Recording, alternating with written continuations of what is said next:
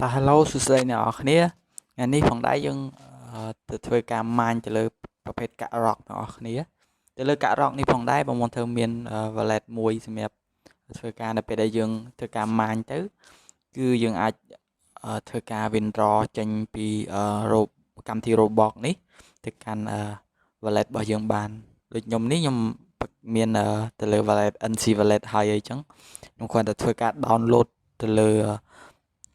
កម្មវិធី Roblox ហ្នឹងមកលើ Android ឬមិនថា Android នៅលើ iOS នៅលើ iOS យើងអាច download តាម App Store ហើយនៅលើ Android យើងអាចធ្វើការ download នៅក្នុង Play Store ហើយទៅលើបងចង់បានទៅលើកម្មវិធីហ្នឹងបងអាចចុចទៅលើតំណភ្ជាប់នៅក្រោម description ខាងក្រោមណាទៅលើ link ខាងក្រោមនេះបានណា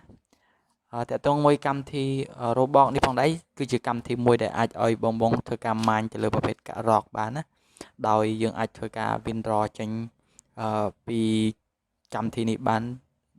ដោយមានត្រឹមតែ10សេនណាឬក៏0.10សេន rock អញ្ចឹង10 rock អញ្ចឹងមកយើងធ្វើការវេចូលទៅលើ NC wallet របស់យើងបានហើយតកតងជាមួយនឹង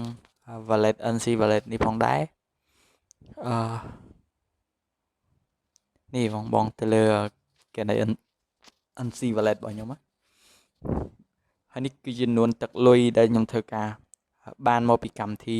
Roblox ហ្នឹងផងដែរតែឥឡូវវារៀងធ្លាក់ឲ្យបងពីមុនមកកាក់ហ្នឹងគឺយើងបាន1រៀលហើយនេះប្រវត្តិដែលធ្វើការវាចេញពីកម្មវិធី Roblox ហ្នឹងណានេះសិតតែ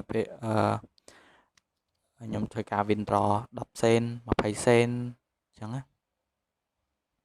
ចឹងបងនៅក្នុងវីដេអូនេះគឺមានតែប៉ុណ្្នឹងទេចឹងបងចង់បានចំណាប់មានចំណាប់អារម្មណ៍ចង់